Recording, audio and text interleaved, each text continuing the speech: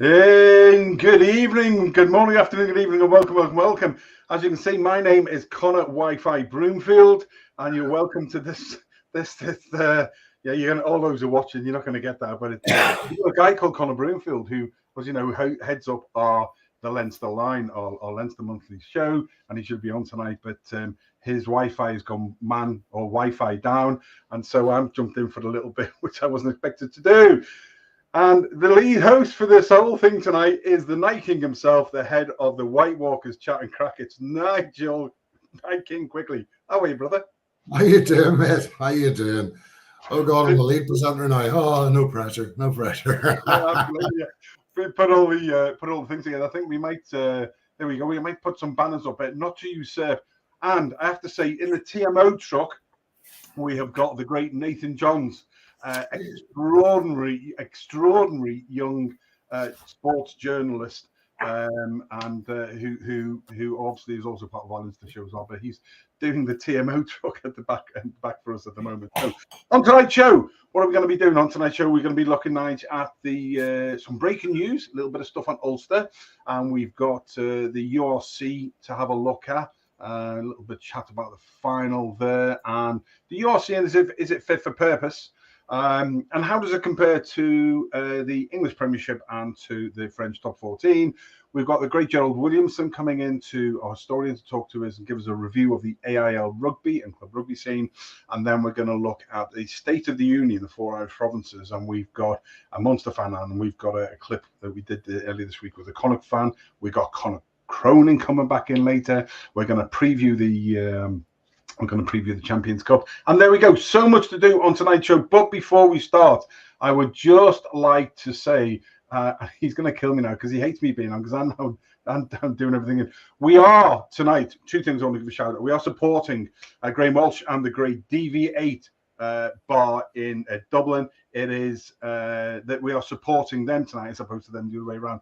Great, fantastic, run by great guy called Graham Walsh, and it's Dublin 8's newest bar and venue, what is the home of rugby in the Liberties and the James Quarter there. So Graham, great stuff for what you're doing. We look forward to being able to support you and working with you more. And finally, before we move on to the other stuff, Dave Topping, who's our White Walker one, who's our producer director for our Ulster Rugby Roundup show with Nigel and Chris Brownfield. His mother, I used to call Auntie Jean, lovely lady, huge supporter of our show. Unfortunately, passed away last week and was buried this week, back end of last week. And it would have been her birthday as well today. So Dave is coming on. So fair play, because that's what Auntie Jean would have wanted. She was a huge fan of this show. Of Dave and his brother Reggie and everything we're doing. And that's it. So we should now break into our fantastic intro video. Is that going to come up? If not, we'll just crack on. It's been a while, but I'm coming out of my shell. And I never thought I would fall in love with someone just like you. And nobody here now, I hear you calling out. I hear you calling out for love. Ain't nobody here now, but I hear you calling out. I hear you calling out for love. I hear you calling. I hear you calling. No. I hear you calling. I hear you calling.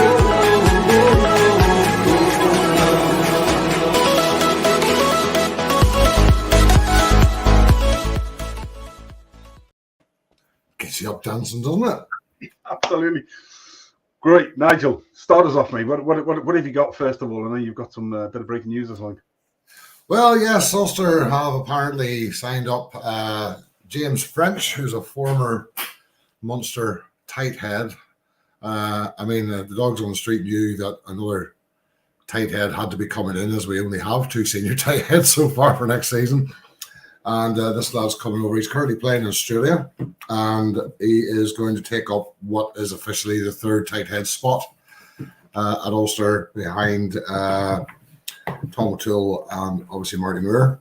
I imagine with the other 2 players, Tom O'Toole's going to be away quite a bit. So he's going to get game time. So we'll see what he's like. I know very little about the guy. If anybody out there does know anything about him, let us know in the comments, because I really don't know much about him. Maybe some Munster fans maybe would have some information on him. Well, we asked young Dara, when he comes on, mate, he'll be able to tell us, hopefully. Young Dara, I would say, probably knows something about him, or he's found out something about him. If I know Dara from his posts that you see. So that's the only news as such. Anything else going to happen at Ulster player-wise? It's not going to be anything too shocking. I hear the whole of the Wasps team are interested in coming north of the border. Yeah, and possibly love the London Irish team too, sadly, the way it's going. But obviously with Jeff Tamuga leaving, he was a bit of a fan favourite, didn't he? He became a fan favourite towards the end of the season, but apparently it was always a 1-year contract with no option of extending. Obviously, this lad, James French, is going to be Irish qualified. He is Irish, but whether or not he can push through to be anything serious, I don't know. I say no, very, very little about the guy. Going to have to look up some profiles on him, see if I can find out any information about him. He's certainly not a name I'm familiar with, and you tend to know the sort of first and second strings of most of the provinces, don't you? So, yeah, it'll be interesting to see. So that's it as far as latest news goes. Rumors, rumors. I've heard good on the grapevine. We were chatting about this before, that a certain Leinster number 8 is going north of the border. Well, it's been rumored. I don't think it will. This is a name that's crept up in Ulster circles quite a few times, and I don't think anybody in Ulster ever started the rumours, if I'm honest with you. I don't know where they come from.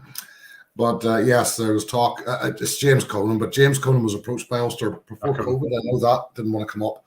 And there's just a bit of a whisper that he may be on the move, probably up north if he does, because he's playing so well. But is he going to be a regular starter for Leinster with the depth they've got? I mean, he may not, and he may not move. It may just be a rumour. But he certainly is. I mean, Caelan Doris, when you've got Caelan Doris in the team, you're going on the bench at best, aren't you? And well, it's a testament to the depth that Leinster have in the back row, frankly, that somebody like that's even been rumoured to be moving, because the way he's played lately, I would have thought not a chance. But we'll see. Yeah, but that would be very. We'll come back on to Ulster later, because you've got a lot of changes in the pack, even without the great Jack Coden going north. But we'll see. I think it's what we'll do is we'll sort of move straight on. Let's bring in now. We're going to look at the URC to begin with. So I think it's time to bring in. I'm going to change my name back from Conor Broomfield because you won't talk to me again. But you're welcome to tonight's show, where we are looking at Irish Rugby, the URC, the State of the Union in Ireland, and a whole pile of other things, including a preview of this weekend's Champions Cup final. And a huge shout out to Richard and Jeanette Mifsud, our good friends from Gibraltar, who are across in Dublin already, and look forward to meeting up with them and everybody else. So let's bring in, if we can, White Walker, one from the Ulster WhiteWalkers chat and crack. It is Dave Wingnuts. How are you, Davey? Hey, Dave, you've muted yourself again. Mime. Yeah, mime. Explain to us an Ulster season in the thing of mime. Oh. Interesting. Yeah, you can do that. And Ulster season in the frame of mime. Yeah. While Dave unmutes himself, we're getting a brand new guest to a show. A young lad who is shaking things up in a number of groups. He has an amazing amount of knowledge for a youngster, all the way from Munster, and he's also a Thurs fan as well, but we won't hold that against him. Dara Hayes. Hello. Hey, Dara. How are you? Just a bit of information on Jim French there for you, because I thought I'd be nice. He's actually very highly rated down here. He played one game for Munster against Wasps, that infamous game in the European Cup after our players were stuck down in South Africa. And obviously, Munster won that game. And he was only released a few months ago there because he picked up multiple injuries. And it's nice to see him playing for Ulster. He was rated very highly. He played for Bandon Grammar School, I believe, who won a good few titles down here in Munster. So I believe Ulster definitely have got a player on their hands there with Jim French. So that's just the lowdown on the man. Told you, Joe. Told you, Joe. What did he? He's good, too. I tell you what, I'm going to go and get me dinner because I wasn't meant to be here anyway. Young ones could probably. There's him and that's young Hal Barrett from Connacht as well. I tell you, mate, we are old, mate. We're out. We need to be getting out. So, David Wingnut, we know you're unmuted now, mate. Listen, our deepest condolences on dear Auntie Jean, and thoughts to you and the family circle, you and Reggie and everybody else, mate. She was a lovely lady and with us, mate. And thanks for being on tonight as well. Oh no, thank you very much, guys. You know, it's just nice to be back in the swing of it. And funny enough, I was looking back at some old stuff there, and I do remember the Tenator very well. Remember the fun that we had, Nigel, over that one, especially when the Ulster boys ended up. I think we squeezed more jokes into that first 10 minutes than we have most of the season. Especially during that dreary period, you know, where Ulster decided that they weren't going to play, you know, totally, and we ended up having that barn spell in the middle. Mm-hmm. Sorry, Nige. We're gonna. Ian's put up a thing about Ollie Jaeger as a prop for Ulster. Ian, as I understand it, Ollie Jaeger's trying to push for an All Black spot. If I'm not wrong, I think he wants to push for an All Black spot. So, yeah, it'd be great signing, but not going to happen. So, URC, and I'm going to do this. I'm going to take a step back and take my hands off the controls, Nathan, because Nathan's scowling at me through the metaverse, through the universe. So I can't help myself. So I'm gonna have to stand here with my arms folded. We're going to talk about the URC, and Nathan, I will leave everything to you, mate. I'm really, really sorry. I will stand in my pretend bar, which is actually DV8 in the Liberties. So URC. Want to cover really sort of what do we think about the URC? Let's cut, Nigel, if we can, straight away to, do you think it's fit for purpose? We know what's happened in the league season. Leinster stormed far way ahead. But if you have the setup as it is, it's always going to happen in knockout rugby. Not a bad thing, actually, if you agree to it. I have my own views, but start us off, mate. Do you think it's fit? Yes, it is. It is fit for purpose, providing everybody signs up to what it is and what it means, because it's a level playing field for most of them. I mean, I've been reading some bizarre stories about Leinster lately, and don't get me wrong, we'd all love to have Leinster's depth and stuff and be able to play a second team and still win most of our games. But you know, my attitude towards that is that's the benchmark. That's where we want to be. You know, if we can get to a stage where we can beat Leinster, then what a league we've got, what a team we've got. You know, and Munster done it. And okay, they can say it wasn't a first-string team, but Munster didn't pick the Leinster team, and they had their own injuries. So what an achievement that was for me. And I think Irish Rugby is racing ahead because of the way Leinster are set up, because everybody's trying to catch up with Leinster, and I think they're doing their best, and they're not a million miles away.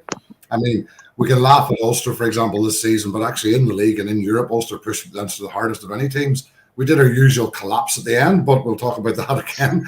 But, you know, But the simple fact is, in the European games, the closest game they had was with Ulster, and they hammered everybody else. And with obviously Munster beating them now, that changes the last statement. But prior to that, we had run them closest in the home and away games and whatever, you know. So, you know, we're not a million miles away. The Welsh situation is obviously going to be a bit of concern. I think the South Africans have bought into it completely, and they're loving it. And, you know, great, and they're doing bloody well, aren't they? They're playing a final again. They're playing their second final this weekend. This weekend. So, you know, wow. It's Scottish, strange. You know, because Edinburgh were the team last season, Glasgow were the team this season. They're in a final. So I think in general it is fit for purpose. People complain about the playoff system, but sadly all leagues are doing that now. It's extra games. I mean, maybe could we drop it to the top four play a playoff or whatever? I don't think that's going to go away because every league does that. And as I say, it's extra income, extra revenue, extra games for the URC. It makes them a lot of money, so they're going to do it. So I think from an Irish perspective, it is fit for purpose, and we've adapted to it very well, frankly, and we're racing forward with it. What do you think, guys? What do you think, Dara? I'd be inclined to agree with you. I think the playoffs are the best thing about the playoffs is, in my opinion, they give everyone a target to fight for. not every team can say, all right, we're going to go win the league. But every team can say, we can finish in the top 8 of the URC this year. We can get a playoff. And for the top 4, it brings in so much revenue to get a home quarter and a home semi. You see the Storm were celebrating there. They were, I believe, as close as anything to being financially bust 3 years ago. And they've got back-to-back home quarters, home semis and home final. That's massive for any club in anywhere to be getting a home final. 55,000, I believe, capacity to sell out the stadium. Tickets sold out in 3 hours. So, that's one positive of it. Second, I think people complain about the playoffs. Every team has signed up to it, including Leinster. They also signed up. They know that you've to play in the playoffs. You can finish first by a million miles, but if you don't win the playoffs, it's not that good. Obviously, I'm not just targeting this at Leinster. This could be used for anyone. If Munster finished 20 points ahead and didn't win the playoffs, I'd be saying the same thing. Just you have to play the playoffs. And if you don't put out your full strength, which I don't think Leinster did, and you lose, you can't really blame it on the playoffs. You have to know that this is going to come, that you're going to have to fight on domestic fronts. And looking at the URC in Europe, you think of the 4 Irish provinces. Ulster were beaten by a URC team in Leinster. Munster were battered by the Sharks, who were a URC team, and Connacht in the Challenge Cup were battered by Treviso. Of course, in the Challenge Cup, you've Glasgow, who were in the final against Toulon. You had Benetton in the semis. You had Scarlets in the semis. In the European Cup, in the quarters, you had Stormers and the Sharks, who both got knocked out. And in around 16, throw in Munster, Ulster, and the Bulls were also in the quarters. So you can see that the teams in the URC are doing exceptionally well in the European stage as well, comparing this with the Premiership, with the top 14. So I think it is fulfilling its purpose at the moment of improving all the teams. I think everyone's bought into it. The Welsh have their issues, of course they do, with financial, and the Shield system obviously is after doing in the Sharks this year. But overall, it's positive, and it has been doing its purpose this year and last year, the URC, and it will only continue to go from strength to strength when the South Africans get more involved and they get more used, and people get more used to traveling down to South Africa, and South Africans get more used to coming up to Europe. Dave? For me, yeah, I agree. URC currently is very much fit for purpose. Obviously, once they now they've got rid of all the shields and all that crack, I think it was more a case of, they will go down that playoff route. It's always going to be there because of the obvious reasons for TV revenue and such. But I think the biggest problem is always going to be URC versus Europe.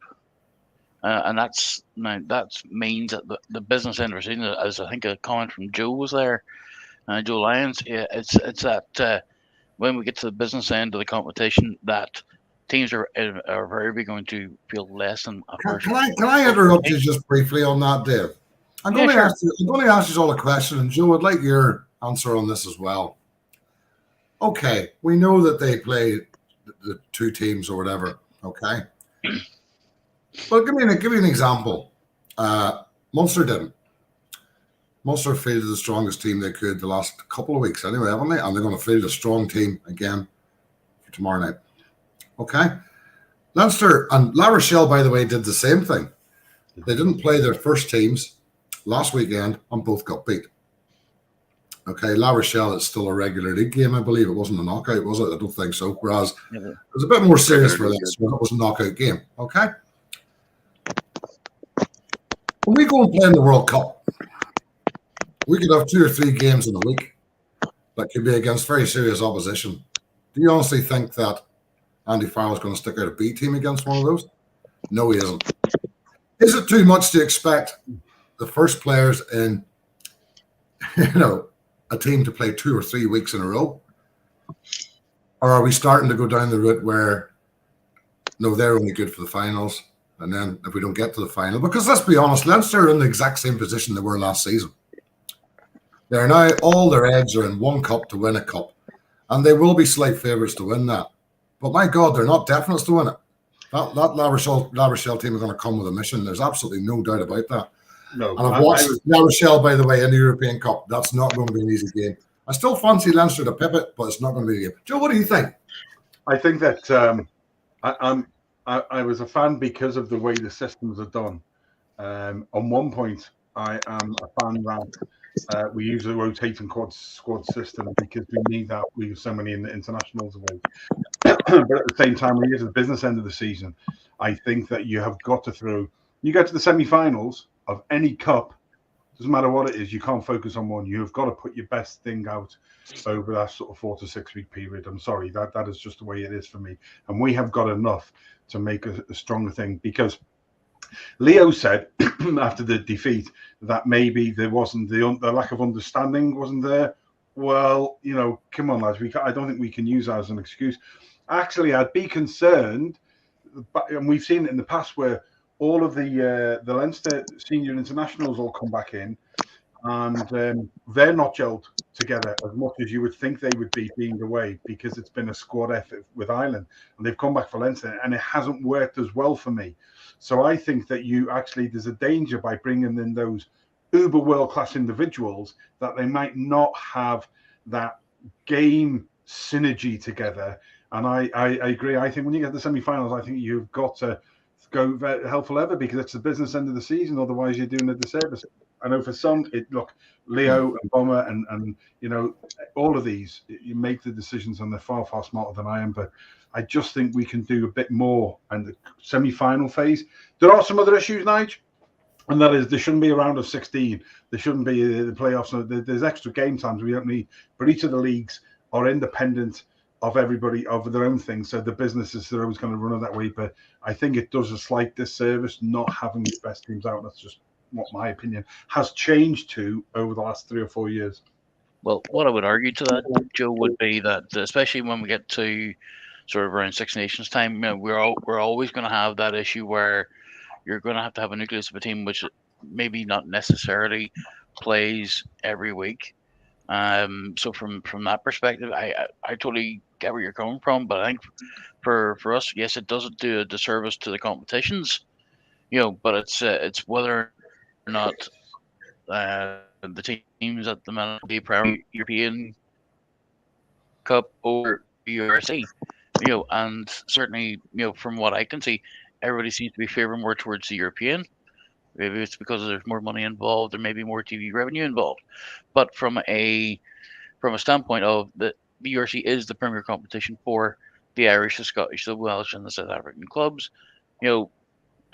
Surely at some point at the business end, you're going to have to try and play the best team that you can. Now, whether that runs in with European and Six Nations, you're then going to find yourself working with maybe a second or third string. But then that's what the depth of squad's meant to be about. So you have to look in between and try and get as much of that synergy as you can, but also make sure you're playing the best players that you can at that particular time. Okay, I'm conscious of. We're going to discuss this one longer. I've just made a quick note that we're going to do a separate thing on this when we do the next season, because I think there's lots of things. What I'd like to bring young Darren in, Nigel, if I can, and ask him about, in comparison, the URC, Darren, in comparison to the French top 14 and the English Premiership. I know you know a lot about those as well. Where do you think we sit in comparison to those other two leagues? I think we sit in a very positive position compared to those other two leagues. I think the Premiership right now is obviously probably the weakest it's been in about 30, 35 years. When you look at, Wasps went bust, Worcester went bust, London Irish are on the verge of going bust. The strongest team in England are Sarries, who got demolished in the quarterfinals of the European Cup, and Exeter got demolished in the semis. So I think compared to the Premiership, we stand very well. But the French top 14, and I think we're around even with them, because you have a great Toulouse team there. I know Leinster did kind of annihilate them, but they played very well in the European Cup this year. You've La Rochelle, who are in the final, who have every chance of winning that game. And you've those two are leading the way, but you also have teams like Montpellier, who were very unluckily knocked out in the quarters against Exeter. You've Cast, who don't ever focus on the European Cup. It's the weirdest thing I've ever seen. They never focus on the European Cup. They're a very strong team. Clermont, who are a very strong team as well, they narrowly got knocked out by, I think, was it the Scarlets in the Challenge Cup. Toulon, who are obviously in the Challenge Cup final against Glasgow on Friday night. They also have every chance of winning it. So I think the URC and the top 14 are probably about even, which is a very good thing for the URC, considering it's only its second year in existence, we have to remember, or in terms of with 4 South African sides. But in terms, I think we lead the way ahead of the Premiership, because the Premiership is tearing itself apart at the moment, which is obviously devastating to see. But I think the URC is in a very, very good place compared to the other 2 main European leagues. Good. We need to move on. We've got tons and tons and tons to get through, but good thoughts through, lads, and no doubt we'll chat again. Nigel, what have we got up next, mate? Right. Well, next up, we've got an AIL Club Rugby review with our very good and knowledgeable friend, Gerald Williamson, who's going to run us through the review of the AIL this season. And we have in fact, he's going to do it one with everyone. And we're going to sit back and enjoy it. So, hi, Gerald. Hi, Nigel. Good to talk to you. You too, mate. You must have a fair bit to go through this evening. Well, there actually are 6 leagues in the AIL, 5 men's leagues and 1 women's league. I suppose I start at the top, Division 1A in the AIL. The team actually that won the league actually in 76 points was Clontarf, and Terry Muir were second, etc. Right down to young Munster, Ballynahinch, and then Gary Owen came last. But in the cup, Terry Muir actually came out on top, and they beat Clontarf by 76 points to 18.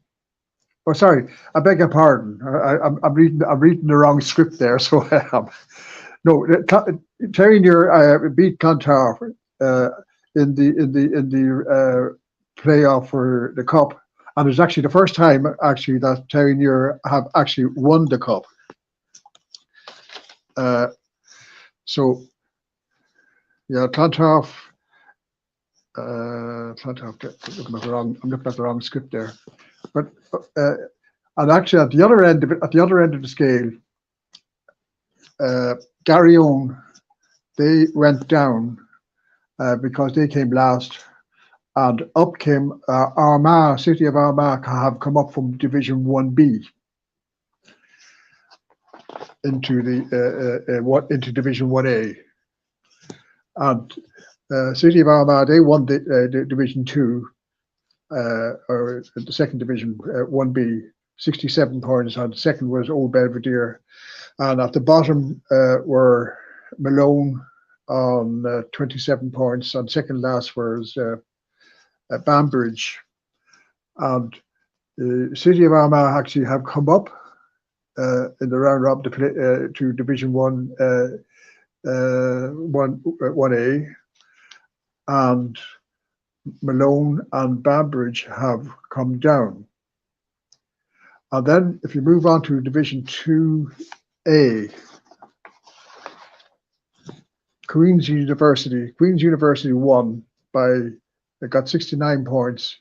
Blackrock College came second.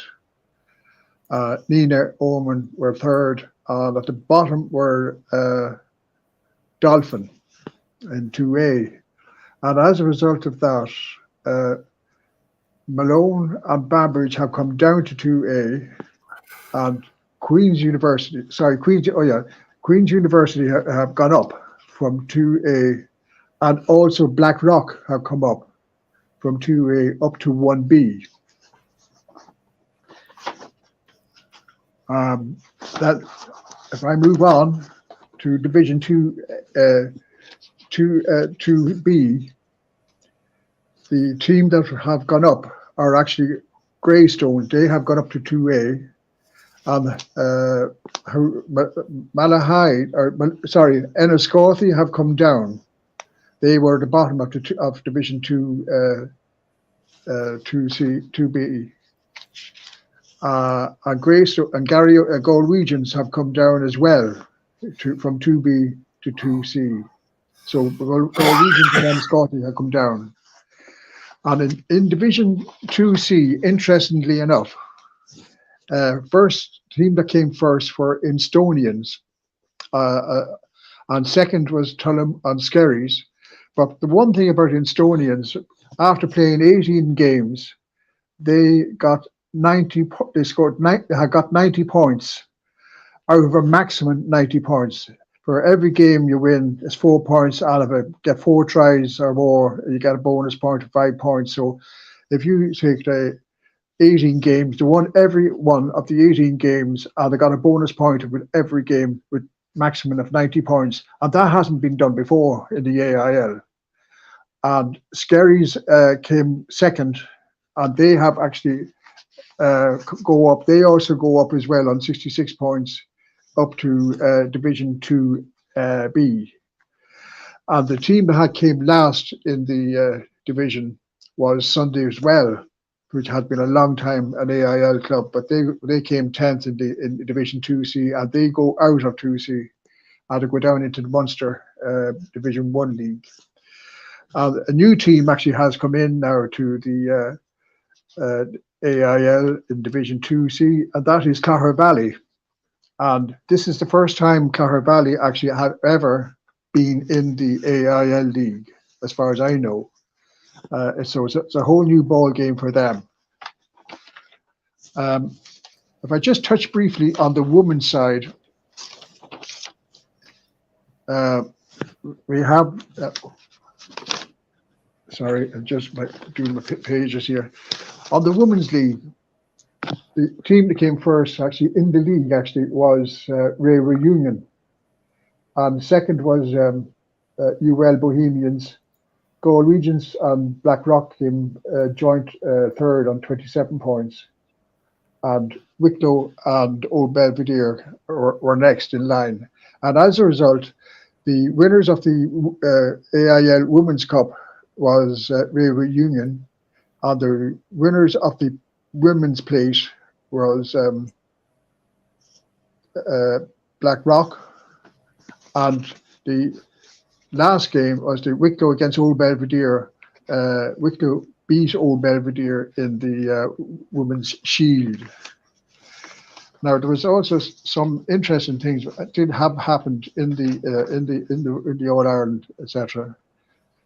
I beg your pardon. I said Blackrock beat Galwegians. No, it was the other way around. Galwegians beat Blackrock actually 25-19. The other interesting thing about the provincial winners in the J1 league, and they qualified to play in the round robin to get into the AIL. Clare Valley obviously won Ulster in Ulster. Richmond from Limerick won in Munster. Craig's Rugby Club won in Connacht. And Bective Rangers won in Leinster. And Clare Valley beat Bective Rangers in the semi-final, and Richmond beat Craig's in the other semi-final, with Clare Valley coming out on top against Richmond in the final. The other news is that Clare Valley have embarked on a new sports club incorporating a lot of both rugby, soccer, cricket and football. So that's a big project that they have on there. And if I could briefly on the Provincial Towns Cup, Tullow beat Kilkenny in the Towns Cup final, which was a cracker of a match, I believe. And Ballyclare in Ulster beat Enniskillen in the Ulster Junior Cup. And also Ballyclare beat Clare Valley in the Ulster Towns Cup by 71 points to 14. So Clare Valley have not only got into the AIL, but they actually have won the Ulster Towns Cup. What I can say, other thing.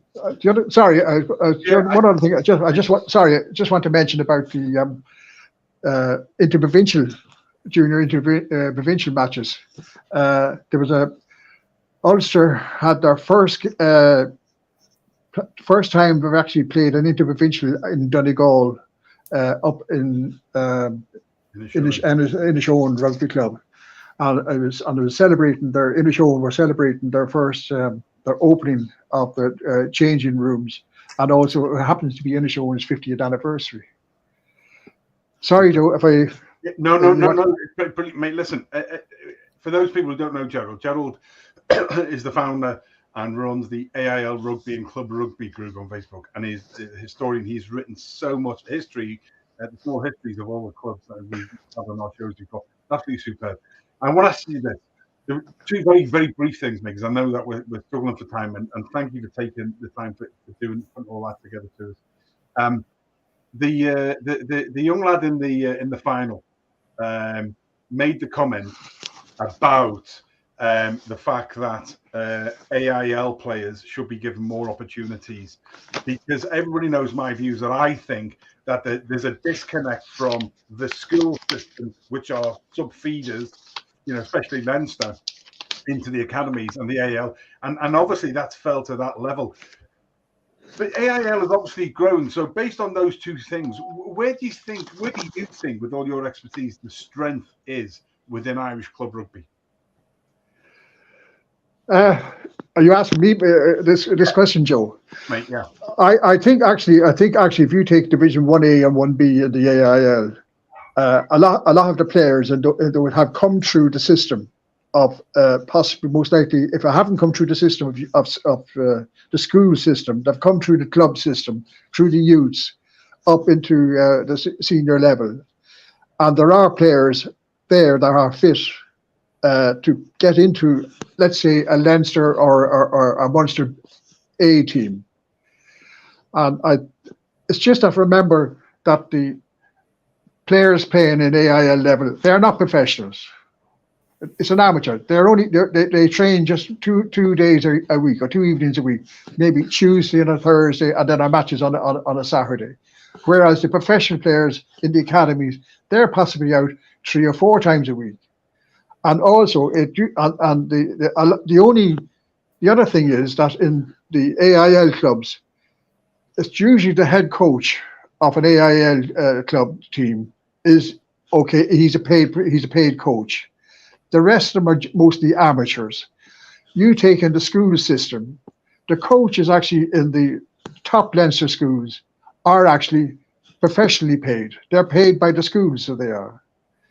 And also the schools have more time for playing rugby, more so, let's say, than the guys who are playing in the AIL, who actually have a job outside in the work environment. But I think, the fellow from Connacht, he mentioned about the players. There are players there who should be looked at, I think, more often.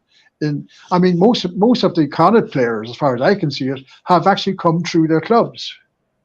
The majority of it. I think Andy Friend, in Connacht, he went out to the various clubs and he's seen what was happening. And he probably picked out, spotted 2 or 3 guys from different clubs, etc. I think actually the AIL to me is a bit overlooked in a sense, I'm a strong advocate for what's happening in club rugby. That's why I've got so engrossed in this sort of situation about the AIL and junior club rugby. And it's not just the AIL. There's the junior clubs as well. There's an awful lot. There's 240 odd rugby clubs in the country that a lot of people wouldn't know about. Sorry if I'm getting carried away about it, but that's my take. But I feel strongly, and also now it's not only just, but there's other forms of rugby. There's tag rugby. There's disability rugby. In fact, there's going to be a big thing up on I think it's the 10th of June in Dewberry Park. They're having the inaugural mixed ability rugby is going to take place on a Saturday. I think it's the 10th of June in Dewberry Park, and clubs from all over the country will be participating in it. They will, and in fact, that leads me. That's very good, because I missed these earlier on, and Nathan, my apologies for that. This weekend in the Champions Cup final, the Champions Cup are the International Mixed Ability Rugby, run by IMAS, are going to be there on show as well, which is brilliant. The Champions Cup final, and on Saturday afternoon for our great friend Gregor Galway. Raiders are playing the Mixed Ability Rugby International squad. That's the invitational squad that's been put together, and then they're watching the game afterwards. They got burgers, all their ice cream van, and some mini rugbies as well. So Malone Tornadoes against the Mixed Ability Rugby Invitational side there, and a fab job they do. Mate, listen, we good really man, Gregor's going to take pics. Good man. He is. Greg is going to be all over the quarters. But can I just say one thing before we move on? Please. Ross, lovely to see you here. If you actually follow the group, sometimes Joe does do some South African programs with some very knowledgeable South African pundits who do know a bit about rugby, and you're very welcome to join those and comment. This one happens to be about Irish rugby, and I have no idea what you're doing, but anyway, crack on. Sorry, lads. Yeah, listen, no, I wanted you to answer one question based on Gerald's really extensive overview, which is brilliant. Do you think, Nigel, based on what Gerald has said, my views, do you think there's ever a meeting of the ways between the club across the island of Ireland that we can filter more people in? I can only speak really from what we see up in Ulster, and there's still a bit of a disconnect up there. I mean, we see 1 or 2 players coming through from the club system. That really is about it. It still tends to be the same schools, the same clubs. They're trying to spread the net a bit. They definitely are, but I don't know where the blockage is. There's a breakdown somewhere, I think, where it doesn't seem to transfer over. Can I say one thing?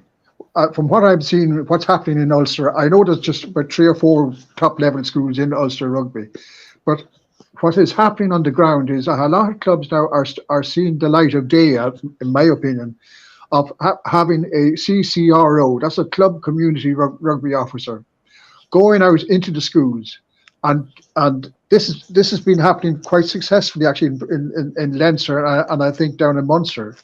But a club community rugby officer actually going into the schools, introducing themselves, in other words, becoming the link between the schools and the clubs. It happens in Ulster as well, Gerald. They have them in Ulster as well. But I think it's actually growing. I think it's growing actually, because I know Estonians have got a system going now which has been very successful, and actually some of them actually have come on to some of the Estonian players have come into the Ulster under 17s, under 18s squad, etc. But I know girls rugby is another thing that has grown and continues to grow in all 4 provinces, and it's going to be very successful. You're going to see. We're about at least 2-3 years behind in the women's level of international rugby, but it will grow. Good. I can assure you that. Good, mate. Listen, thank you for all you're doing for the club rugby across all levels in Ireland, mate. It's a really brilliant. And if anybody's interested in understanding and following club rugby across Ireland, go to the AIL Rugby and Club Rugby group on Facebook that Gerald runs. I'm sort of co-admin with him on that as well, and it's informative. It taught me an awful lot about. But Gerald Williamson, thank you, my good friend. We look forward to seeing you back. Love to. Thanks, Gerald. We'll see you soon. Wow. I learned so much from him. I didn't realise there was so. You always do. Speaking to Gerald, you pick up something you didn't know. Unbelievable. The level, mate, and his knowledge is unbelievable. Right, we're going to move on to the State of the Union. There we go. Conor is for Conor Broomfield. That's Conor Broomfield's group for Provinces Rugby Supporters on Facebook. Go to that. It's a really great site to be part of. So we're going to bring everybody back in, and we're going to have a chat about rugby in Ireland. Oh my God, there's Conor Cronin. How are you, Conor? Cronin. It's Sean Cronin's younger brother. Hi, hello, everybody. Welcome back, buddy. No good wishes. How are you? Good to be here. Thanks, lads, for having me. Cool. Nigel, take us away. State of the Union. Okay, well, you've got us down first. Thanks for that. State of the Union, Ulster. Ulster season's been a bit of a funny one. We had a very good start, then we had a very odd mix. Ulster fans are being Ulster fans, and we seem to have an awful mix of fans who would slit their wrists very quick as soon as we lose a game. Overall, the season, not the worst. It's not been bad. We finished second only to Leinster in the league before the playoffs, and we got through the first playoff against Edinburgh. We were disappointing against Connacht, I have to say, and I have my things about that game. But frankly, Connacht wanted that game more, and Ulster did not respect the passion, I think, that Connacht were going to come with. I think something similar happened in the semi-final at the Arena, frankly, against Munster, because I knew Connacht would come up spitting feathers and throw the kitchen sink at us, and they did, and Ulster didn't respond, or not well enough at least. Player-wise, we are 10 players out at the end of this season. We have signed 3. As of today, we've signed 3. Obviously, Stephen Kitsoff is a superb signing for us. I think he's going to be so good at Ulster. We know of him in the Stormers. We've watched him, and I think he's an absolute class signing. Can't wait to see him come and play. Love watching him play for Stormers. I do enjoy watching the Stormers as well, to be honest. They're a very good side, but really do enjoy watching him. We've also got Dave Ewers coming from Exeter. I think we have a picture of him somewhere there, Nathan. That's a big cub. That is one big lad. And speaking to the Exeter fans, they're very, very disappointed to lose him. So I think we've got ourselves a very good player there. And obviously we have James French coming from Australia, who's ex-Munster. And as Dara told us earlier on, I wasn't aware of this. Apparently he could be a very good signing for us. So all good. People forget, of course, that we've assigned obviously senior contracts to certain players as well, but that didn't really shine. So we've got Aaron Sexton, who I think will actually feature next season. We've got Ben Moxon, who is both extended. I think we'll see more of him. It's when they can get into that back 3. We've got Harry Sheridan, who I think has been a revelation for us this season. The lad's only, 20, 21. He's been fantastic. Dave McCann's obviously still there. We're forgetting the players that are still there, and we've added, I think, 5 or 6 senior academy contracts that include the likes of Ruben Crothers, amongst others, and I'm really looking forward to seeing him pull an Ulster shirt on as well this season. So, yeah, we're 10 down. We're probably going to have a similar size squad. I think a lot of people thought we're going to be dealing with a smaller deck next season. I don't really see that when I look at what we're doing. We're promoting more from within and a lot less from external. Will we see any other movements within the provinces? It's possible. We'll see. And it'll really depend on numbers, injuries, etc. But I think pretty much the squad we've got now is set. So state of Ulster, we're not in the worst. We certainly do need to understand what it means to tie a season out and keep that grit going and play 80 minutes for the full weeks of the season, because we have not nailed that yet. And we've been doing that for too long. Don't know what it is. It was a cultural thing, whatever, but they're going to have to get the players are there. We can be anybody on our day. They've just got to get that out of their system, whatever it is. So I'll be pulling the shirt on. I'll be soft to be next season. We'll be doing our WhiteWalkers crack and chat, and we'll be shouting for them. We point I will mention, and people forget this and write it off. When they got that sickness in South Africa, and a lot of them caught E. coli, some of them just got a tummy bug. On average, those players lost half a stone in weight. John Cooney lost over a stone. Those guys had to play the next weekend, right? And we've seen for probably a period of 3 or 4, maybe 5 weeks, they couldn't play 80 minutes. They just ran out of puff after about 50 minutes, 50 minutes. That was a factor. In every game, no, but it certainly was a factor. Those guys had to get back to their premium fitness level, and it took a few weeks, I think, for some of them to do it. So, there was factors in there that they had to cope with that I think dented their season. It doesn't really matter when you get to the playoff side. If they played like that from, if they got this, that still exists. But it explains a little bit why they had that dip in the middle of the season, I think. Then we had, of course, the travel debacle over to Sale, where they had 4 hours sleep before they got there. And then the thing that happened the following weekend with La Rochelle. So there's been a lot of things that have happened with Ulster this season that hopefully won't next season, and we can have a smoother run.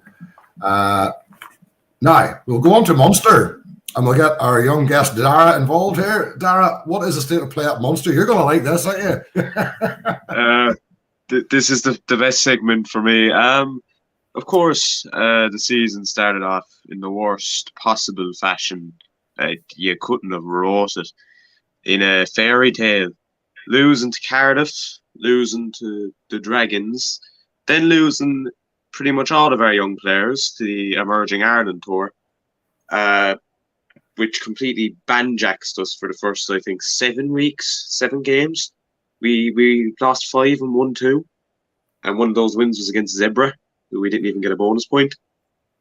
But then we played South Africa in Park Kyiv. We beat South Africa's A team, and then it's changed. We got momentum off of it. We beat Connacht the next week. We beat Edinburgh away. And the other turning point in the season, and sorry to some of the people in this, was when we won up in Ravenhill. And I mean, since then, I think we've lost one league game, since we beat Ulster up in Ravenhill. And you know, we beaten Treviso. We're the only side to go to Cape Town and win away. We're the only side to go away in winning Glasgow. We're the only side to win away in Leinster. So I think the season has obviously ended so well. And we finished 5th, which I'd have taken at the start of the season, even before, you know, all the trouble in the first 7 weeks. But overall, I think it's been a really positive season. We brought in a new style of play, a new defence. It's a lot more interesting to watch. And so I think Munster definitely going in the right way. For the first time in about 7 or 8 years, you can definitely say Munster are on the up. Well, absolutely. The momentum built in Ulster, as you've seen it in recent weeks, and it's culminating in the game tomorrow night. Okay, who we got next? We've got Leinster, so we're going to have to bring Conor in with that lovely head of hair and that trimmed beard and tell us all about his. Well, it's not like it's a bad season for Leinster, Conor, is it? No, I mean, look, last weekend aside, it's been a pretty positive season. I think there's a couple of games that really stand out for me. And again, sorry to pick on you lads, but the game in the RDS against Ulster, where you guys were ahead and we came back and managed to steal it. That's a big one as far as I'm concerned psychologically, because that's a lot of younger players saying, actually, do you know what? Forget what name might normally be in this jersey. It's my job to do this jersey's job. And I think we've seen a lot of that from Leinster all season. It's been a really, really strong season. You know, to be able to travel to South Africa with a lot of big names left behind, there's a really good advantage in that. I mean, look, it's the downside of that is that you get young fellas getting absolutely paddled by the Sharks a couple of weeks back, and that's not going to be great for confidence. But the learning they can take from that will be a positive in a couple of years' time. The game last weekend, for anyone still moaning about the referee, get over it. If anyone really wants to pick a hole in how long any kicker took or whatever else, it's nothing to do with that. That's not why Munster won on the day. I think Munster can be very proud of the performance they put in, and they really put it to us. And now it's all focus on this weekend.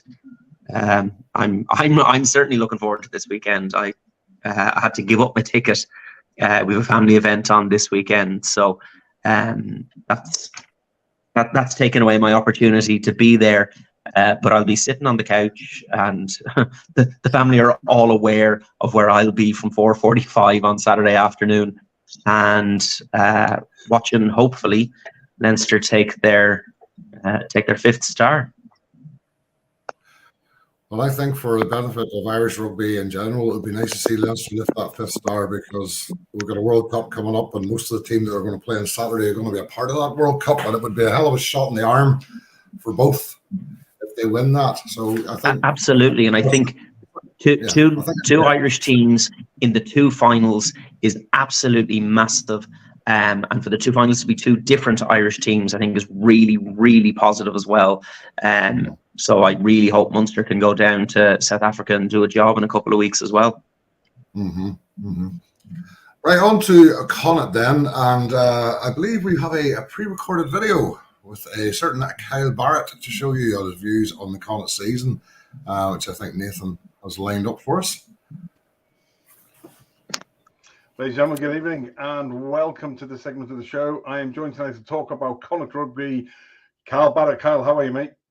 Good, thanks, Joel. Excited to get stuck in now. It's been a while.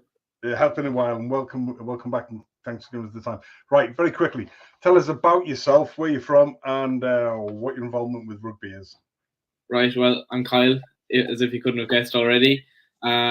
Big Connacht fan. I'm playing rugby since 6, 7 years old. I attended Rugby Academy Ireland last year, got a personal training qualification there. Now I've just finished my level 5 in S&C and hoping to continue on to my degree now in strength and conditioning. I'm playing rugby with Galwegians and I'm playing rugby league as well with Galway Tribesmen at the moment. Absolutely superb. So you're our Connacht rep tonight, and tell us, what has the season meant for you so far? Because, you know, everybody writes off my favourite team outside of Leinster, the Westies. So many friends across there now, almost like a family. But came so close in South Africa. So what has the season meant for you so far, youngster? It's so hard to sum up in a way. It's typical Connacht, you could say, like ups and downs and just inconsistencies. But like if you look at stats, it says it's our second best season ever, but yet it had the potential to be so much more. So like we started off the season quite slow, lost a few games on the bounce, you know, down in South Africa. It was a tough task. October then we had a good run, a few good performances, you know, like narrow enough loss to Leinster, 10-0 I think it was. Then we went into the Christmas period doing quite well after Europe as well, and same way came out of Christmas quite well. Like we went away to Newcastle. If we had won that game in the Challenge Cup, we'd have had a home round of 16 game, which looking back, you think we'd have backed ourselves against Treviso there. So that was kind of a disappointing campaign in total, because like we could have had a lot more from that. Went away to Treviso and lost by, what was it, 41-19. So, you know, come to an end that early was kind of disappointing because we had the potential there. And, you know, looking at it, you'd be thinking, right, let's get to a final at least. Then kind of this side of Christmas in the URC, we went 5 games on the bounce. Treviso game was in the middle of that, but in the URC, 5 games on the bounce. We won the 5 in a row, which was second time ever that we'd ever done that as well. So it went quite good. We lost narrowly to Glasgow and then went into an away semi-final or quarter-final against Ulster. We shocked them up there. Really, really good performance with the potential for more. And then went on to South Africa, started really well, and kind of it summed up the season with that performance in a way, I think. Just kind of ups and downs in the match, and then kind of conceded a few at the end, lost out then. Yeah, I don't think the score didn't belie that really. At the end, it was a hard fought battle, and the opportunities in South Africa were there for you to take. We talk about the strength of the squads, you know, especially with the likes of Leinster. But what's the Connacht squad been like, you know, from the academy upwards? Where's the strength and in your humble opinion, where's the weaknesses and anything if there's a lack of depth for you? Yeah, well, depth has definitely been developed in some areas. You look at like guys coming up from the academy, you know, there's been injuries and guys have had to step up. Owen de Butler is one example of that. He's had to play a good few games now because Shane Delahunt got injured, and then there was Dave Heffernan getting injured for a while. But, you know, we're losing a few key players, Shane Delahunt, Kieran Marmion, Conor Broomfield as well. So if you look at kind of where we're lacking depth, you could look at out half, but even though we have David Hawkshaw with a lot of potential and Jack Carty is still the main man there. We've built up a lot of depth in centre with the options of Tom Daly, who's also playing 10, Tom Farrell, Bundyaki, Byron Ralston, Kyle Ford. Same with the back three, kind of scrum half, possibly lacking a little bit now, but Keelan Blade has really stepped up. Back row, second row, the same thing. I think we've built up a lot of depth there. Like there's some standout players. Niall Murray this season, last season, he's really stepping up. So is his brother Dara. Mac Hansen and Finlay Beelum as well, obviously kind of the main guys in there for us and with Ireland as well. John Porch has been really good this season. So we've definitely built up kind of some really good depth in some areas and have our key players. Hooker is looking quite good too, but there's still a few places you'd like maybe an extra kind of high, really good quality player. Well, who's been the standout players for you this season, Kidder? It's hard to pick, to be honest. You know, there's different times of the season, you'd say different things. Mac Hansen and Finlay Beelum have been very good, but they were away with Ireland. The same with Keane Prendergast and Keelan Blade for a while.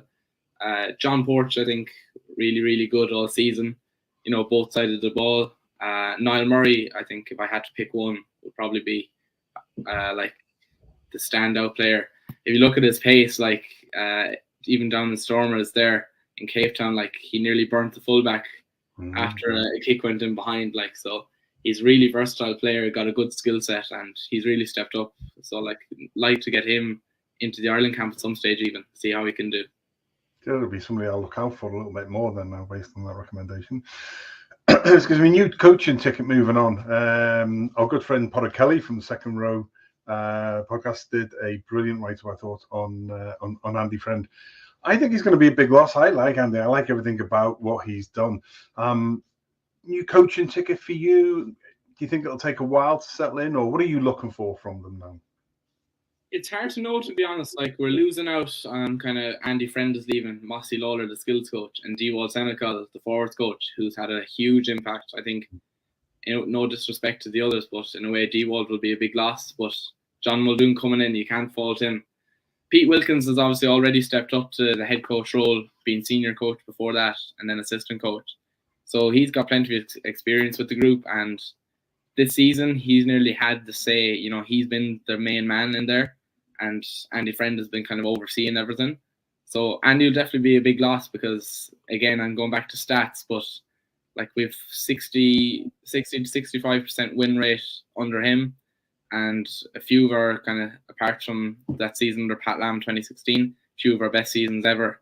So Andy would definitely be a big loss, but I wouldn't be doubting, this coaching ticket. You've Colin Tucker staying, who's the scrum and contact skills coach.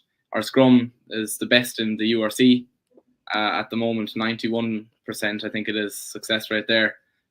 So there's three new coaches coming in, if you don't count Pete Wilkins being head coach now. John Muldoon, Scott Fardy's coming in as defence coach, which is a good addition, and then Mark Sexton is stepping up from the academy as assistant attack coach. Pete Wilkins will still be leading the attack, so I'd be quite confident, but maybe it'll take a little bit to gel, but I'd be quite confident, yeah. Do you see the tactical approach to the way Connacht play changing with such a dynamic change? Because every coaching ticket has its different ways, but you've got some almost like totally different characters coming in. So especially with Big John back. Yeah, I could see it changing more so kind of defensively and up front, because you've John Muldoon coming in there, you've Scott Fardy coming in as well. So that's going to kind of have a bit of a change there. They might want to do something else. In terms of attack, I think the whole philosophy will still stay the same, because that's what Pete Wilkins has been building the last 4 or 5 years now with the attack, and just bringing in Mark Sexton then to give his little touch on it. So attack-wise, I think we'll be building on what we've gone for already. And then I'd say defence and forwards-wise, there'll be a bit of a change there, which is possibly needed because defence has been hit or miss now the last while. Really, really good against Ulster and then disappointing down in Cape Town. So yeah, I'd say they'll implement something a bit different maybe. Cool. And what are you looking for next season from the province? I want to be optimistic as well and confident. Like, we're building the whole time, and I think there was a few negatives and stuff, but everything is looking good. I'd be nearly looking for top 4 in the league, to be honest. Like, get a home quarter final there. You have the option of home semi-final and everything. That would be a really big one, and that will attract a lot more people to watch the game in Connacht and everything. In terms of Europe, I think a big one could be to get to a quarter-final, which has never been done. We got our first round of 16 last season against Leinster that we'd ever gotten in Europe. So if we could get past that level, maybe that could be another big goal. And I think one would be 70% win rate, in around that. We've never really gotten that in a season before, except 2016 again. So it would be nice to kind of keep building on that and want to win every game, really. Good. Finally, how, given that the West is more predominantly GAR, GAA, etc., and it doesn't have the same amount of schools as Leinster or even Ulster, etc., and you've got Munster, not that far away. It's that overlap, isn't it? Yeah. Which is always a little bit weird. How do the IRFU and Connacht build and develop the let's not deny it, the smallest province, if you like, from a rugby perspective, who clearly have shown over the years that you punch above your weight? But how do you take that forward, mate? What's the development that you would like to see from the IRFU and Connacht over the next, say, 2 to 5 years? It's a good question. I think a lot of it comes down to the professional team and how they perform, because at the end of the day, you want to target. I think you're not targeting people that are kind of, say, my age, 18, 19. you're looking at targeting kind of young kids from 5 to 12 nearly, getting them interested in the game. And how do they get interested? By watching, like young girls watching the senior women's team. So they've done a good job on that, broadcasting that on telly. And that has encouraged a lot of girls to take up the game. In terms of, young lads as well, just seeing the team do well, I think, because when you're young, you want to see your team winning. So if they're going to have more success, it's going to encourage more people to want to play that. And as well, you don't want to be fighting with, the other sports. You want everyone to be playing as much sports as possible. They're trying to grow the schools game now in Connacht, which is working out quite well so far. And then there's other kind of little bits and pieces they're implementing to encourage people to kind of play a little bit more. So I think it's just building on those little things and kind of encouraging people to have fun with it and stuff, and not taking it too seriously even. That's absolutely brilliant. Listen, short and sweet tonight. Thanks for coming on. Love the fact that your knowledge and your stats and everything. That's one of the things that's always impressed me. And thanks for everything that you continue to do in support of the ThreeBOD Rugby Group and for the Rugby Academy Ireland. And good luck with, going on to the degree and everything now. And good luck, I think, by the time this goes off Thursday night, I think you'll have had your guitar. Yeah. You got your guitar test and exam, haven't you? So good luck with all that. Yeah. All finished with all exams in college and everything, so be good to kick up the feet a bit and relax after that. Absolutely. We'll have to work you a little bit harder on some of the social media stuff for the academy. But listen, 100%. Take care of yourself. Have a great summer, mate. We'll talk soon. Thanks for coming on. Ladies and gentlemen, Carl Barrett. Knowledge of these young men. What knowledge these young men have of this game? We're taking over. We quick roundup, because obviously the one thing we've got to discuss is who do we think is going to win the URC final? Quickly, who's going to win the URC final? I cannot say that. David? Munster. Connor? I hope Munster. So do I. It's going to be a tough game, but I have a funny feeling they're gone with a fire in their belly, and I think they certainly got a good shot on it. Right, guys, we're going to move on to Champions Cup preview. We have an absolute monster of a game coming up on the 20th in the Aviva. Leinster versus Stade Rochelle. But this is such an interesting game for so many reasons. I've watched both teams obviously play their way through the tournament, and obviously it's a repeat of last year's final as well, albeit in a different venue. This one's got everything, potentially everything, hasn't it? And I'm going to start with you, Conor, because you've obviously got a team in the mix. What are your thoughts about this game? What do you think Leinster have to do to try and avoid? Because I think La Rochelle are going to come hard and strong at this, and Rog tends to be a bit of a tactician. What do you think Leinster need to do to ensure that they keep their foot on the ground with this one? Look, I think the big thing, as far as I'm concerned, is matching the physicality as much as possible. And I know that's not easy against a team like La Rochelle. They've got some big men.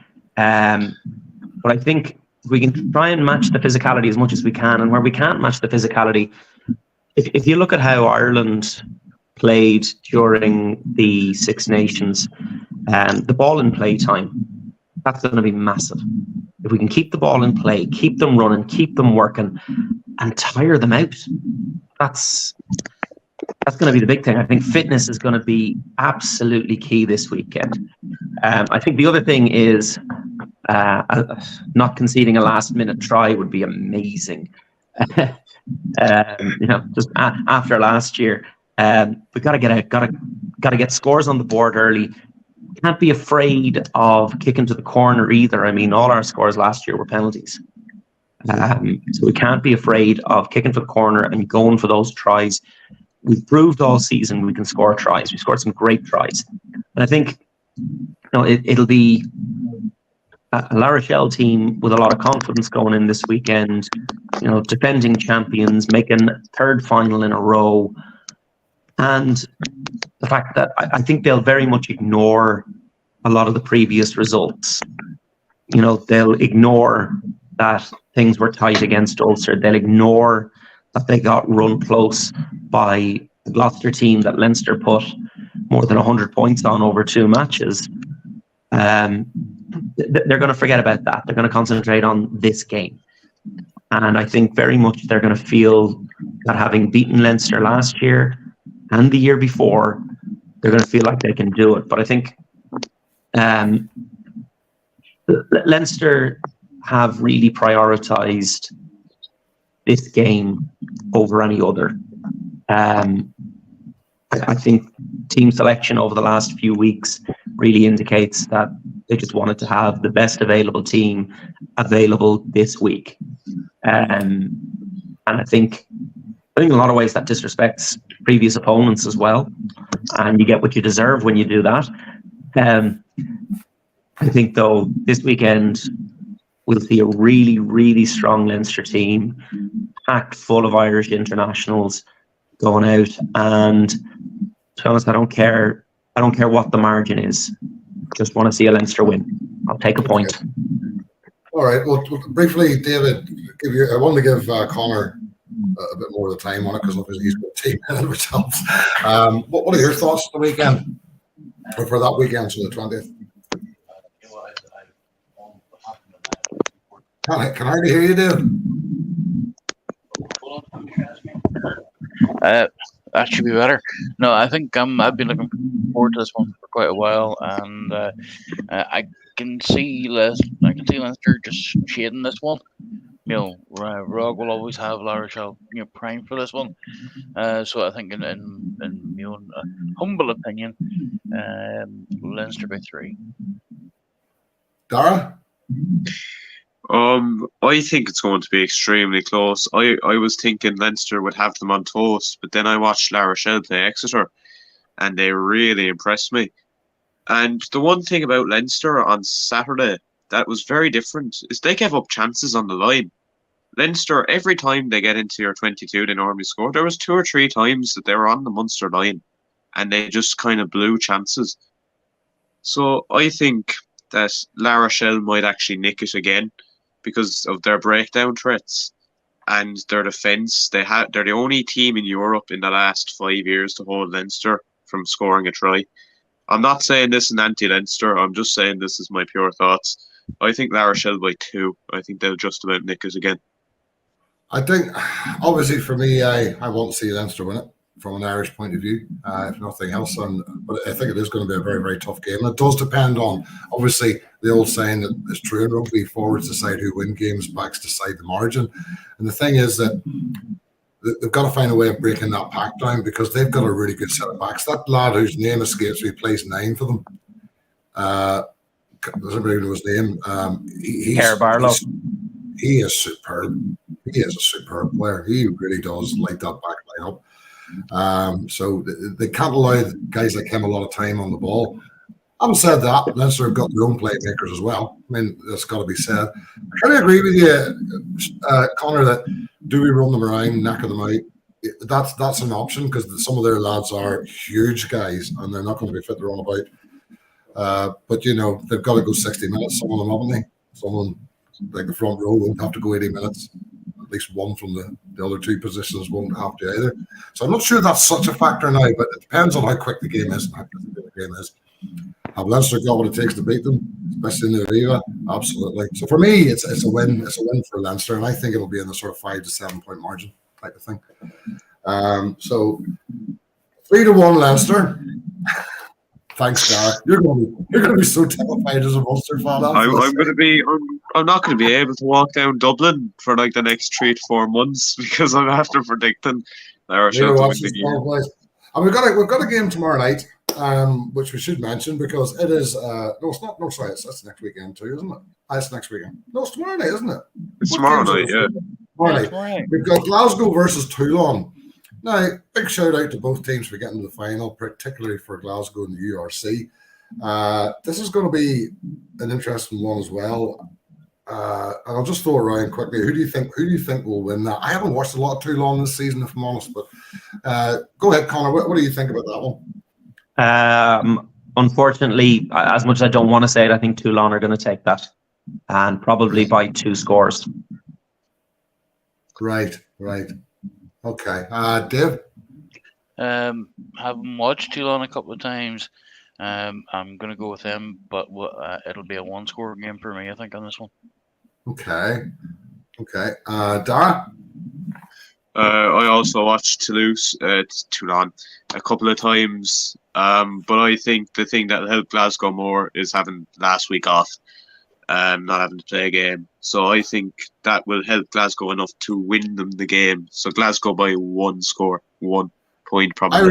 As I say, I've watched Glasgow. I haven't really watched much of Toulon, so I can't really say, because it would not be from any point of knowledge. You know, I'd like to see Glasgow win it. That's all I'd say. I'd like to see Glasgow win it. But I'm going to tip the hat to the guys who have watched probably more of Toulon. They have maybe a bit more of an idea of where they are than I do. Okay, so it's going to be 2 tight finals anyway, isn't it? You know, there's no doubt about it. They're going to be 2 good finals. I can't wait for them. And I shall be off to the supermarket to grab my beer to chill and watch them. Joe said Toulon by 15 plus. You could be right, Joe. I say I haven't watched much of them.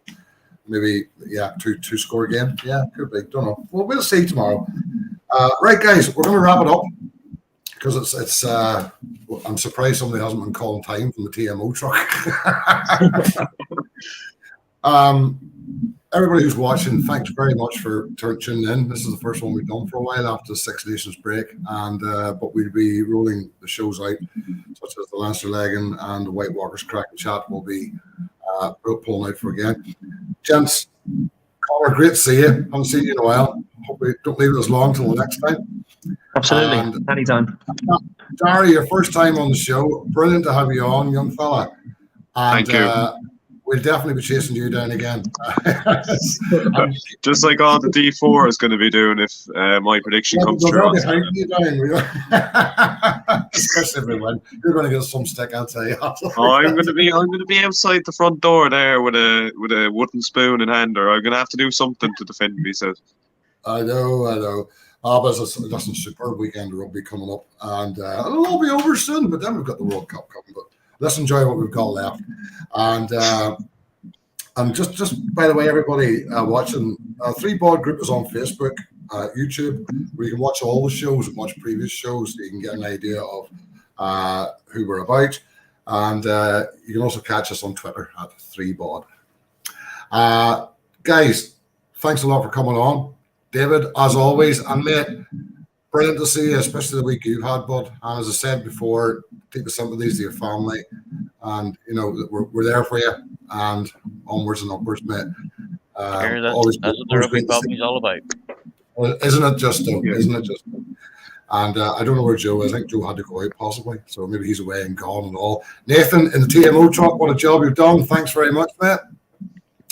And folks, we'll catch you on the next show, which will be coming up in the next month or two. There'll be look out for Leinster Laighin, WhiteWalkers Craic Chat. Obviously, frequency will dilute a little in summer, but we will certainly have a pre-season one, and we have an end season one, and we've got a good guest coming up on the next one, who I think most people would like to hear and see. So look out for that. Fantastic to see you again. Great to be back. Thanks very much for watching the show, guys, and we'll catch you next time. Thank you.